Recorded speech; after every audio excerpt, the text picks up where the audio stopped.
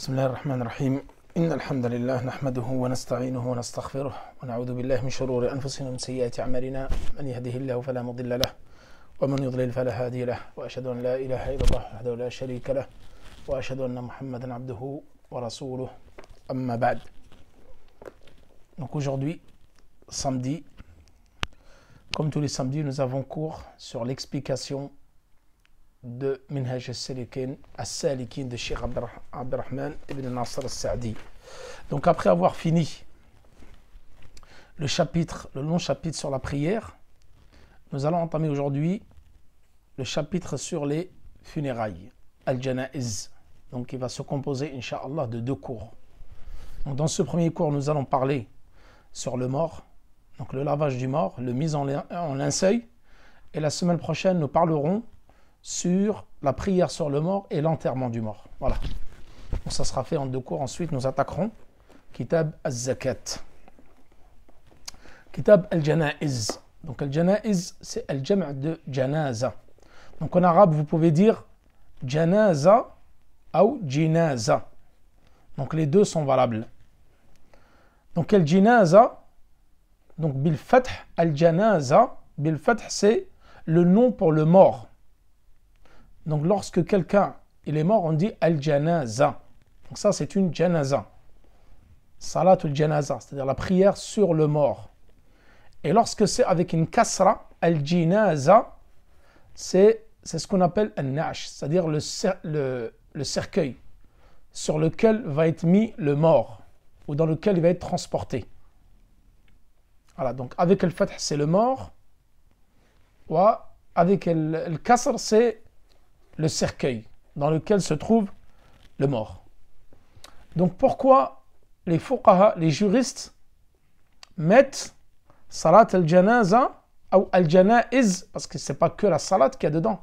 Il y a le lavage, il y a la mise en linceul, il y a la préparation dans le tombeau, l'enterrement, etc. En fin de compte, eux, ils mettent ce chapitre tout de suite après salat.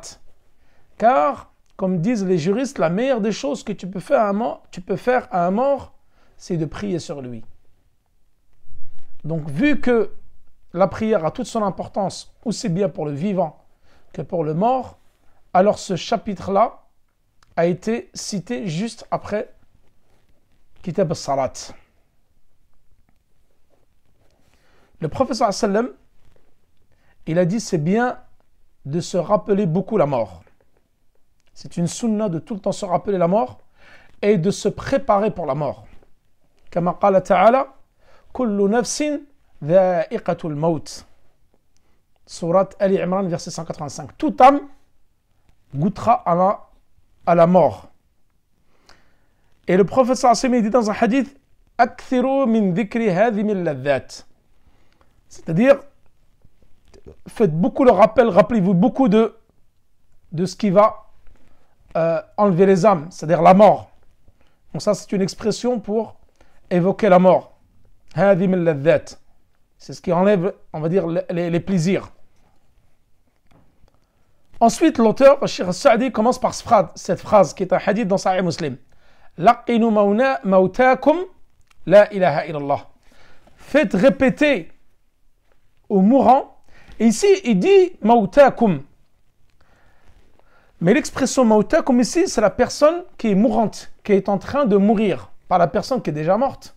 Donc la personne qui est déjà morte, on ne peut pas lui faire répéter quoi que ce soit. Donc ici, dans les hadiths, quand nous allons évoquer à chaque fois le fait de répéter, talqin, al-mauta, c'est les gens qui sont en train de mourir, qui sont en train d'agoniser, les mourants, sur lesquels il y a les signes des affres de la mort. Donc faites répéter. Ceci est une sunna du prophète sallam de faire répéter aux morts, et c'est bien d'aller visiter le malade également, et surtout le malade qui est en fin de vie, et lui faire répéter la ilaha illallah.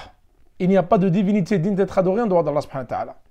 Les savants disent qu'il ne faut pas lui faire répéter plus de 3 fois, car peut-être que ça va être lourd pour lui. Et quand tu lui fais répéter, tu attends qu'il prononce la ilaha illallah. S'il arrive à la prononcer une fois, fais-lui prononcer une deuxième fois. Et une troisième fois. Le professeur sallam a dit Man kana akhiru kalamihi la ilaha illallah dakhala al-jannah. Celui dont la dernière parole et il n'y a pas de divinité d'être adoré, digne d'être adoré, alors il rentrera au paradis. Rawahu Abu Daoud wal Hakim min hadith Mu'adh ibn Jabal. Donc c'est hadith de Mu'adh ibn Jabal rapporté dans le recueil de Abu Daoud wal Hakim wa sahhahu al Hakim, donc authentifié par le Hakim. Également, Cheikh Sa'di évoque une autre chose juste après, il a dit Iqra'u mawtakum Yasin, c'est-à-dire récitez sur vos morts Surat Yasin. Rawahu an-Nasa'i wa Abu Daoud. Donc ce hadith-là, il y a une grande divergence concernant ce hadith. Beaucoup le rendent faible, mais d'autres l'ont authentifié. Par exemple, Cheikh Al-Albani fait Irwa al-Ghalil, il l'a rendu faible. Mais il y a d'autres savants qui l'ont rendu authentique et qui le mettent en pratique. Donc sachez qu'il y a divergence dans ce hadith-là. Le fait de lire Surat Yasin sur le mort lorsqu'il meurt. Ensuite, Tajhiz al-Mayyit, c'est-à-dire préparer le mort. Et le préparer, c'est comment? C'est le lavage, le mise en linceul, l'enterrement, la prière sur lui d'abord et l'enterrement. Ces quatre choses-là. Donc deux que nous allons évoquer aujourd'hui, c'est-à-dire le lavage, le mise en linceul, et la semaine prochaine nous parlerons de la prière et de l'enterrement. Le professeur Samir a dit Asri'u bil janaza. Empressez-vous avec les funérailles.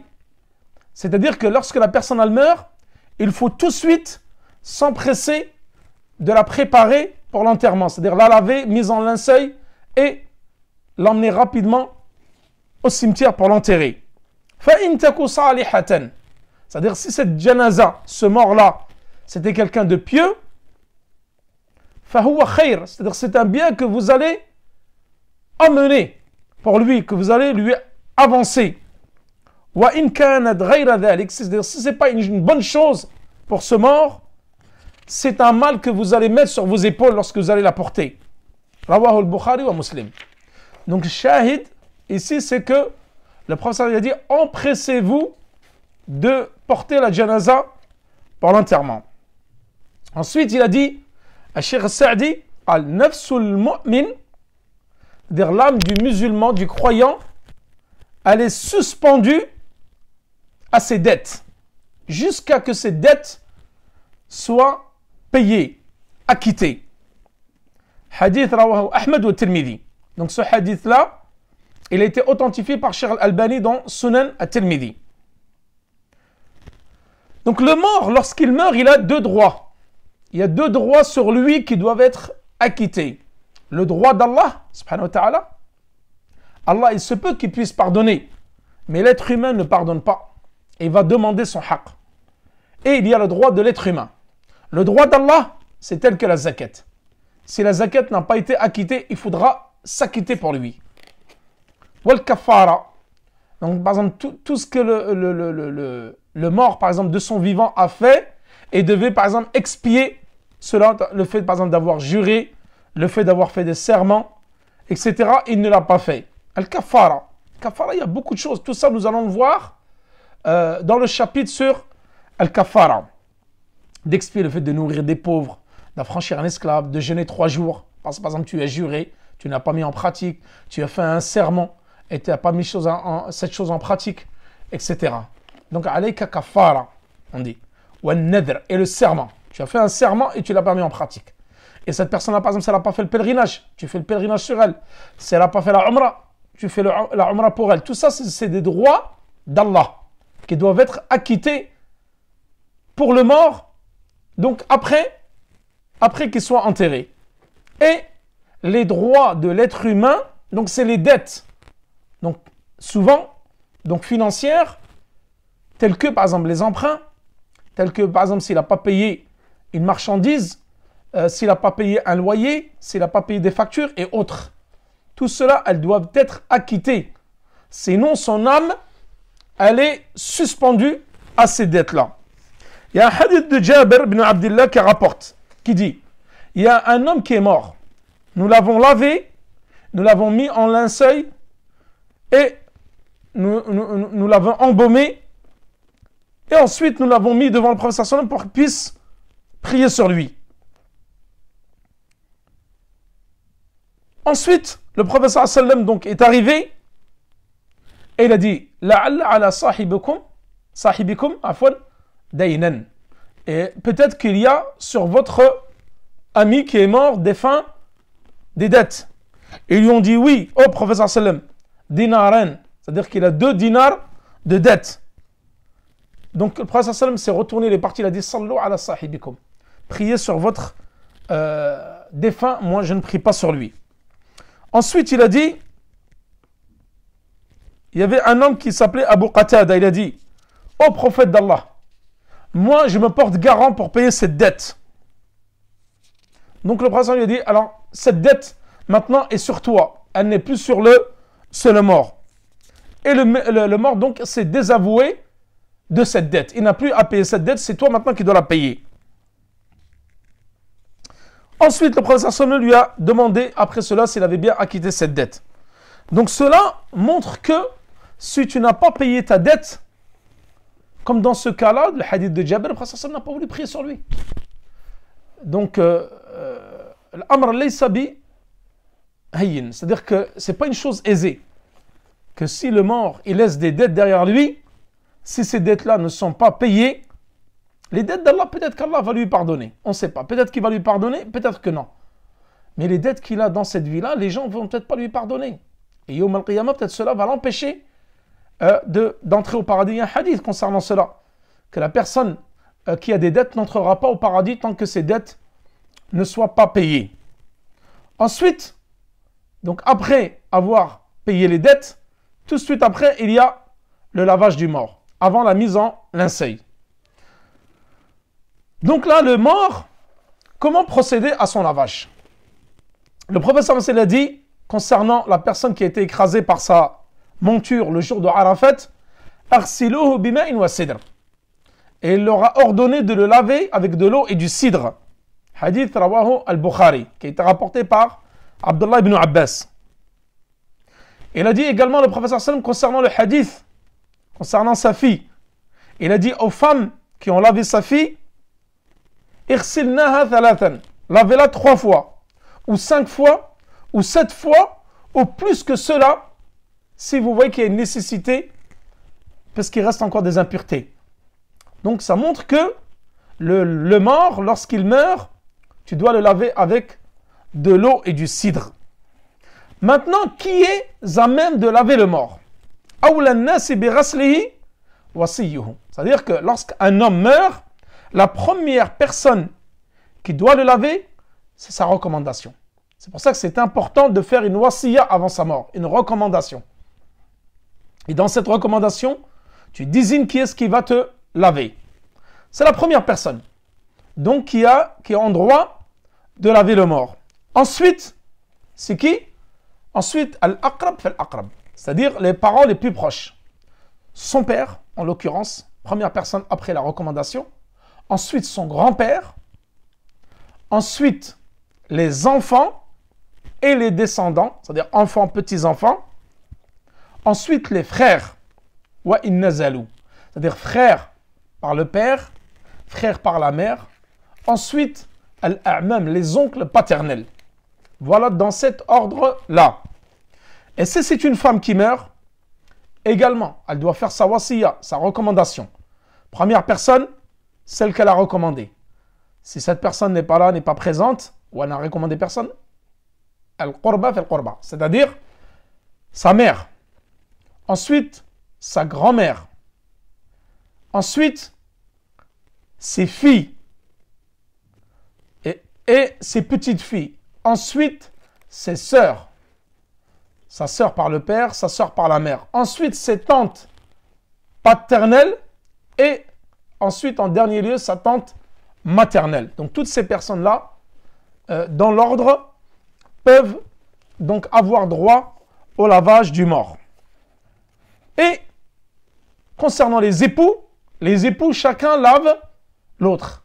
Si c'est la femme qui décède, son mari peut la laver. Et si c'est le mari qui décède, son épouse peut la laver.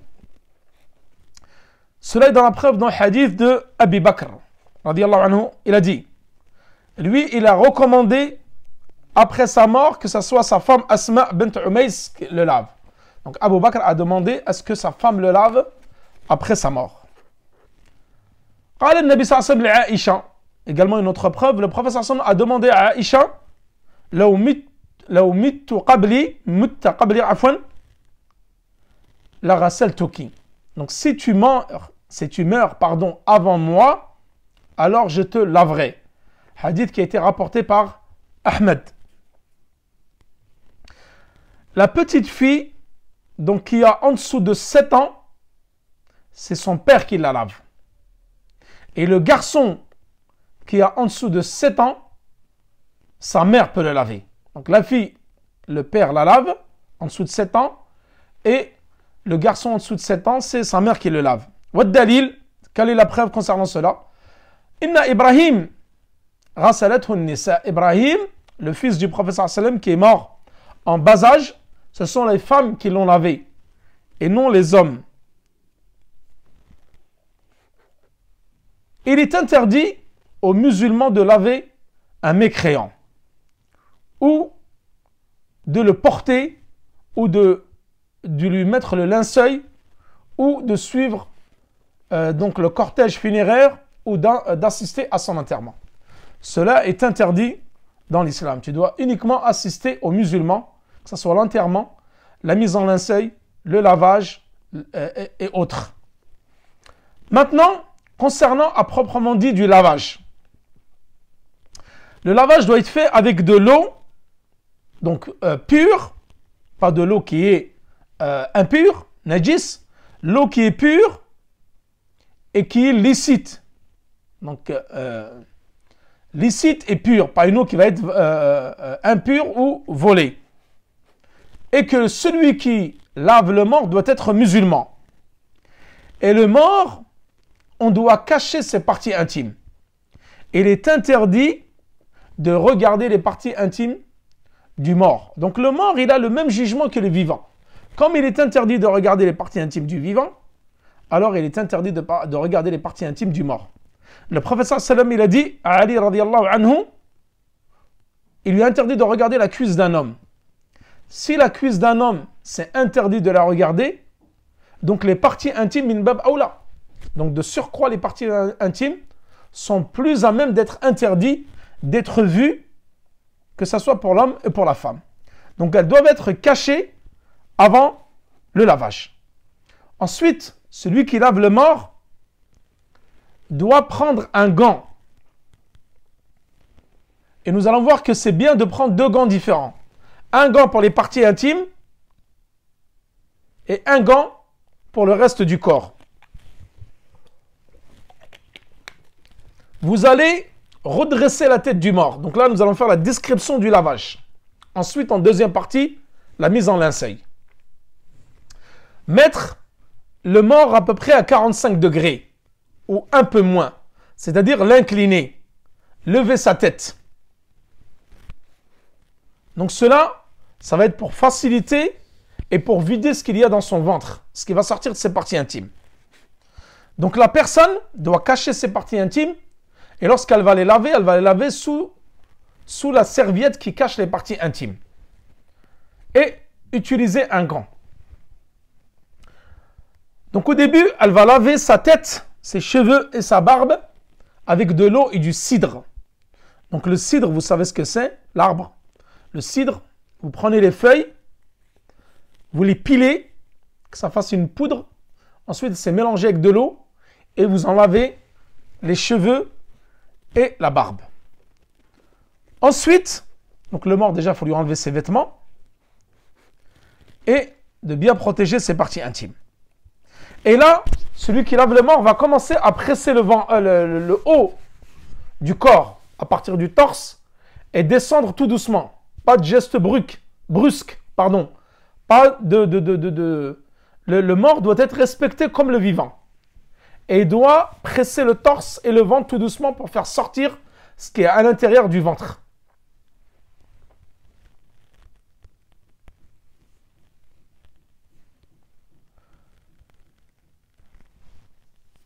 Donc également pour la femme, cela est valable également. Ensuite, donc lorsqu'il a pressé son ventre, doucement avec délicatesse, pour sortir tout ce qu'il y a dans son ventre, comme aliment, comme reste, il commence à lui faire les ablutions. Donc on lave la tête et la barbe pour l'homme, et on commence à lui presser le ventre doucement plusieurs fois pour sortir tout ce qu'il y a dans le ventre. Ensuite, on lui fait les ablutions, comme tu allais faire les ablutions pour la salat. Ensuite, on le lave tout le corps, le côté droit et le côté gauche.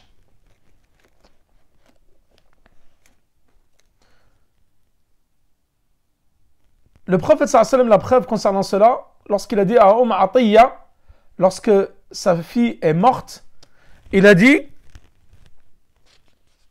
lavez-la, c'est-à-dire commencez par la droite. C'est-à-dire commencez à la laver par les endroits où vous faites les ablutions. Hadith rapporté par Al-Bukhari, wa Muslim, wa Ahmed, wa Sahib al-Sunan. C'est-à-dire Al-Nasa'i, Tirmidhi, Abu Daoud ou Ibn Majah. Donc tous ont rapporté ce hadith lorsque le prophète il a dit lavez-la et commencez par les endroits des ablutions. Ensuite, donc, il va donc faire l'intention de laver tout le corps. Donc ça, c'est comme vous allez faire le grand lavage. Vous commencez par les ablutions, ensuite vous lavez tout le corps. Donc la tête avec de l'eau et du cidre, et le reste du corps donc avec, donc vous commencez par le côté droit, et ensuite le côté gauche. Donc là, le prophète sallallahu, rappelez-vous, lorsque sa fille est morte, il a dit, dans le hadith de Atiyya, lavez-la 3 fois. Donc le minimum, c'est 3 fois. Vous pouvez le faire 5 fois, 7 fois, au plus, si cela est nécessaire, parce qu'il y a beaucoup d'impuretés dans le ventre du défunt, et il y a beaucoup d'impuretés qui sortent des orifices. Donc vous pouvez le faire même au-dessus de cette fois.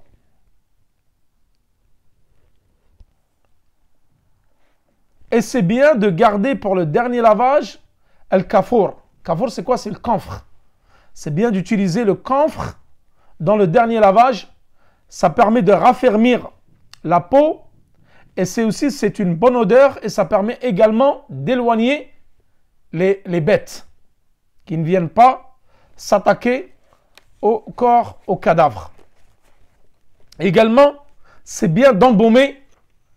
Une fois que vous avez fini le dernier lavage, vous avez mis du camphre, c'est bien d'embaumer le défunt.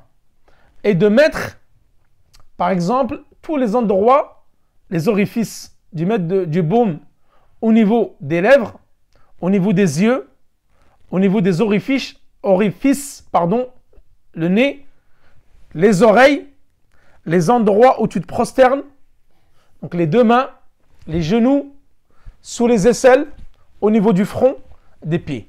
Donc c'est important de mettre et embaumer le mort sur tous ces endroits-là.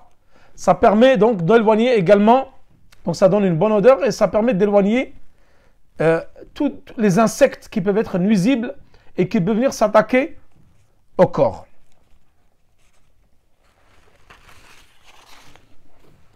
Donc voilà concernant donc le lavage.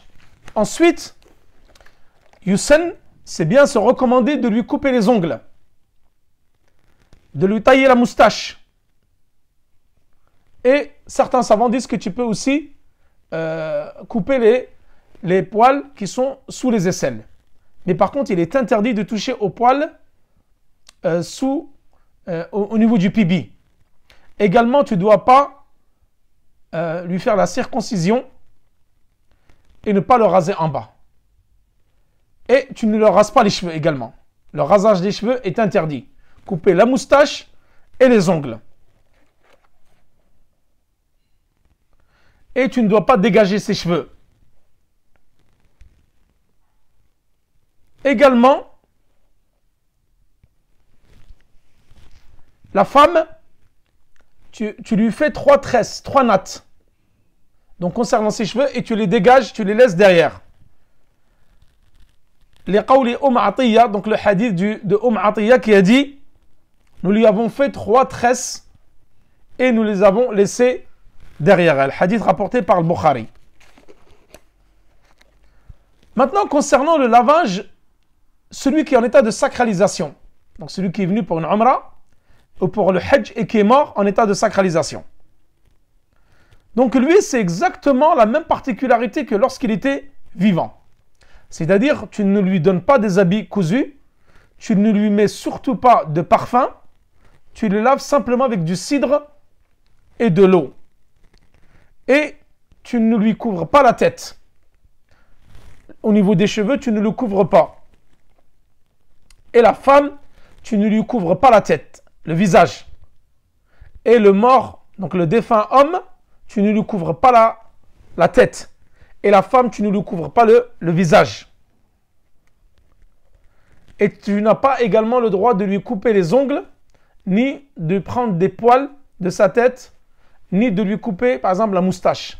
Cela, tu le fais uniquement pour celui qui est mort, non en état de sacralisation. L'état de sacralisation, c'est comme quand tu es vivant. Pendant que tu es vivant, tu n'as pas le droit de faire tout cela. Couper les ongles, porter des habits cousus, mettre du parfum, recouvrir ta tête, pour la femme, recouvrir le visage, etc. Le même jugement que tu appliques quand tu es vivant en état de sacralisation, tu dois l'appliquer également lorsque tu es mort. Hadith, donc la preuve concernant cela, un hadith qui a été rapporté dans les deux recueils de Bukhari et Muslim, d'après Ibn Abbas, qui dit, le prophète sallam a vu un homme qui est mort en état de sacralisation. Il a dit, Ghassiluhu bima'in wa sidr. Lavez-le avec de l'eau et du cidre. Wa kaffinuhu fi thawbayh. Et c'est-à-dire, mettez-le en linceul avec ses deux habits qu'il avait, c'est-à-dire al-ihram. Wala tuhannituhu, ne mettez pas de baume. Wala tukhammiru ra'sahu, donc ne couvrez pas sa tête, car il sera envoyé le jour du jugement dernier, mulabbiya, en faisant la talbiya. Hadith rapporté par Ahmed, Al-Bukhari wa Muslim. Maintenant, qu'en est-il de la personne qui meurt, pendant la bataille, c'est-à-dire le martyr? Le martyr qui meurt pendant la bataille, il ne doit pas être lavé. Et on ne prie pas sur lui. Et également celui qui meurt par injustice. Donc il est compté parmi les martyrs. Et le prophète sallam, le jour de Uhud, lorsque 70 des compagnons du prophète sallam sont morts, il a ordonné de les enterrer avec leur sang et de ne pas les laver. Hadith rapporté par le Bukhari d'après Jabir. Par contre, le martyr, tu l'enterres avec son sang et dans ses habits, mais par contre, tu dois lui enlever son armure. Tu lui enlèves son armure et ses armes. Mais tu le laisses avec ses habits, son sang, et tu l'enterres directement comme ça. Tu ne pries pas sur lui, ni tu le laves. Hadith rapporté par Abu Daoud ou Ibn Majah. Donc on ne prie pas sur lui. Le nouveau-né, celui qui est mort, né, c'est-à-dire à partir de 4 mois. Donc vous savez que le nourrisson à partir de 4 mois, c'est un être vivant. Donc la femme qui a donc perdu son nouveau-né qui est sorti au bout de 4 mois. Donc celui-là, on le lave et on prie sur lui.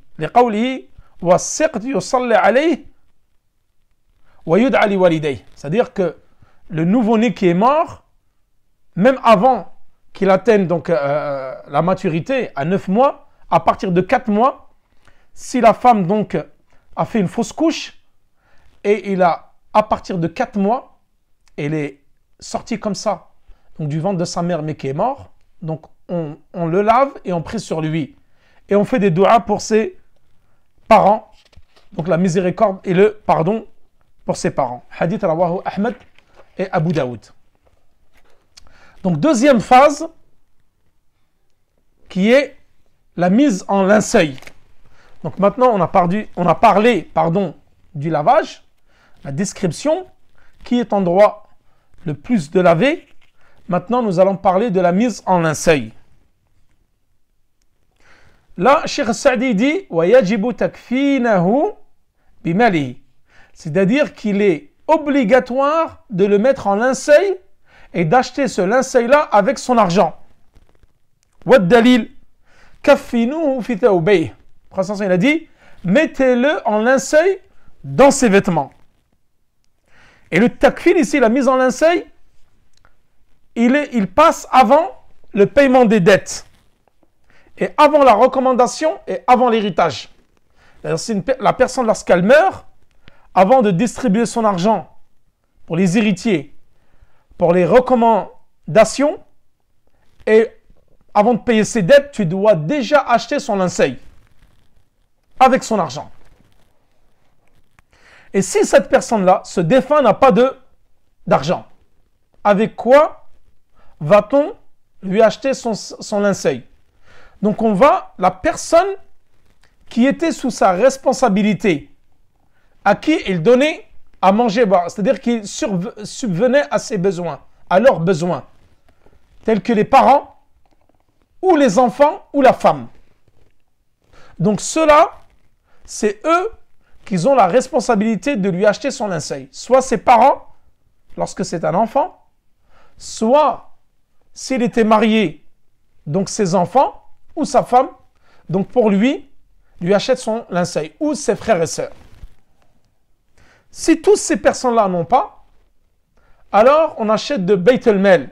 Beit el-Mal, c'est-à-dire la maison, c'est-à-dire c'est le trésor. C'est la maison c'est-à-dire dans la communauté musulmane, Beit el-Mal, c'est l'argent de l'État. Donc on prend l'argent de l'État dans un pays musulman, et c'est le gouverneur qui va acheter le linceul. Et si lui, il ne le fait pas, alors c'est Ammat al-Muslimin. C'est les musulmans, donc la population musulmane, fait une quête pour lui acheter un linceul, en dernier ressort. Donc voilà les 4 étapes. C'est-à-dire de son argent, s'il n'a pas, des personnes qui étaient sous sa responsabilité, s'ils n'ont pas, alors Beit el-Mal, donc c'est l'État, avec les caisses de l'État, ils vont acheter donc le linceul. Si le gouverneur ne le fait pas, alors c'est les musulmans, la population musulmane, font une quête pour lui acheter son linceul. Ensuite, donc il est recommandé de mettre en linceul l'homme dans trois étoffes de tissu. Et quelle en est la preuve concernant cela? Les qawls Aïcha, hadith de Aïcha radhiyallahu anha qui dit, le prophète sallallahu lorsqu'il est mort, il a été mis en linceul dans 3 étoffes blanches. Sahouliya laysa fiha qamis wala imama. C'est-à-dire que le prophète sallallahu nous l'avons mis dans 3 étoffes blanches et il n'avait pas de qamis, donc le vêtement du haut, ni de imama. Donc imama, c'est ce qu'on porte au-dessus de la tête. Donc ça, c'est la sunna, c'est recommandé, car le prophète sallallahu a été donc enroulé dans 3 étoffes de tissu. Si on ne trouve pas les 3 étoffes, donc là il n'y a pas de mal que le mort, le défunt soit enveloppé par exemple dans une chemise, un pan et une étoffe de tissu. Il n'y a pas de mal.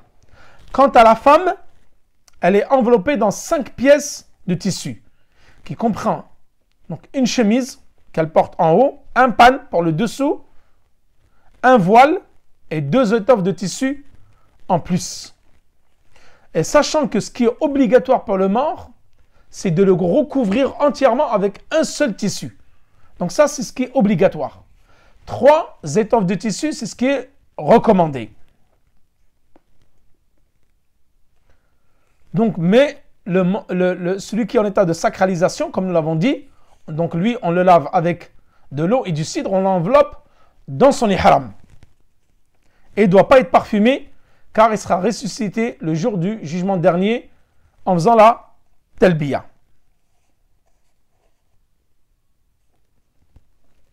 Donc ça, nous l'avons déjà parlé nous en avons parlé juste avant. Donc le messager d'Allah, lorsqu'il est mort, il fut mis dans un linceul en coton de couleur blanche. Donc ce linceul-là était composé de 3 étoffes de tissu yéménite. Et il n'y avait dans le linceul ni chemise ni turban. Donc hadith rapporté par Bukhari ou Muslim. Donc voilà, ça c'est la sunna, c'est recommandé. S'il n'y a pas, une seule étoffe qui peut recouvrir tout le corps. Donc, et le mort, donc le défunt, doit être entièrement enroulé dans cette étoffe de tissu. Et s'il est enroulé dans une chemise, un pagne et une étoffe, alors il n'y a pas de mal à cela. Et donc la femme, 5 tissus. Donc une chemise, un pagne et 3 étoffes de tissu, 2 étoffes, pardon, et un voile.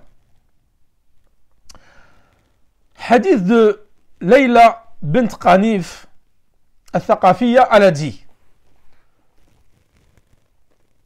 Kuntu fi man ghassala c'est-à-dire j'étais parmi celles qui ont lavé Kulthum, la fille du prophète sallallahu alayhi wa sallam. Lorsqu'elle est décédée, le prophète sallallahu alayhi wa sallam, la première chose qu'il nous a donnée, c'est al-hiqa. Al-hiqa, c'est quoi? C'est le pan. Donc il nous a donné le pan, ensuite la chemise, ensuite le voile, puis l'étoffe de tissu dans laquelle elle a été enroulée. Donc 2 étoffes de tissu. Donc il y avait 5 éléments. Et elle ajoutait: le messager d'Allah était derrière la porte, donc tenant son linceul, qui nous donnait pièce par pièce. Donc ça, c'est lorsque Kulthum, la fille du prophète sallam, fut décédée. Le prophète sallam donc leur a ordonné de la laver et de la mettre, donc de l'enrouler, de la mettre en linceul dans 5 tissus différents. C'est-à-dire la chemise, le pan, le voile et les 2 étoffes. Donc Ibn al-Mundhir, il rapporte que la plupart des gens de science, de qui nous tenons le savoir, ils disent que la femme est enveloppée dans un linceul de 5 tissus ou de 5 pièces de tissu. Donc l'unanimité des savants disent que la femme doit être enroulée dans 5 pièces de tissu. Et ce qui est obligatoire, c'est une pièce qui va recouvrir tout le corps. Et donc si le mort est en état de sacralisation, alors on le met dans le linceul, c'est-à-dire les habits qu'il portait pendant qu'il était en état d'ihram. Et on ne le recouvre pas les cheveux, on ne l'embaume pas, on ne lui met pas de parfum, car il sera envoyé comme ça le jour du jugement dernier en état de talbiya. Et pour la femme, on ne lui recouvre pas la tête. Dans la version de Muslim, donc concernant la femme, elle ne doit pas également, donc on ne doit pas recouvrir sa tête, car il va être ressuscité, elle ou lui, le jour du jugement dernier avec la talbiya. Donc voilà, concernant la mise en linceul. Donc nous en avons fini avec ce cours, et Inch'Allah, la semaine prochaine, nous parlerons donc de la prière sur le mort, comment celle-ci doit être effectuée, et ensuite de l'enterrement. Wa sallallahu ala nabiyina Muhammad wa ala alihi wa sahbihi wa sallam, wallahu ta'ala a'la wa a'lam. Nous allons répondre à 2-3 questions